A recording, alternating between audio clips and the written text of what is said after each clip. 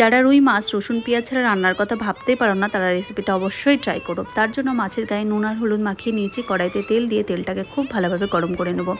এরপর এক এক করে মাছগুলোকে দিয়ে দেবো।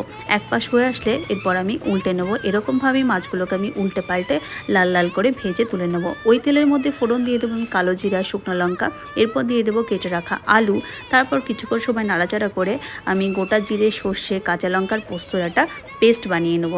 তারপর ওই আলুগুলোর মধ্যে আমি দিয়ে দেবো একটা টমেটো, দিয়ে আরও কিছুক্ষণ সময় নাড়াচাড়া করে দিয়ে দিলাম বেটে রাখা মশলাটা। তারপর দিয়ে দেবো প্রয়োজন মতো নুন, হলুদ, দিয়ে আরও কিছুক্ষণ সময় কষিয়ে নেব। তারপর দিয়ে দেবো পরিমাণ মতো জল। কয়েকটা কাঁচা লঙ্কা দিয়ে আমি প্রায় 5 থেকে 7 মিনিটের জন্য ঢেকে রেখেছিলাম। ঢাকনা খুলে দিয়ে দিলাম আর একটুখানি নুন। এরপর দিয়ে দেবো ভেজে রাখা মাছগুলো। তারপর দিয়ে দেবো অল্প একটুখানি চিনি, এটা কিন্তু পুরোপুরি অপশনাল। এরপর দিয়ে দেবো ভেজে রাখা জিরের গুঁড়ো আর ধনেপাতা কুচি। তাহলেই তৈরি রুই মাছের পাতলা ঝোল। টাটা।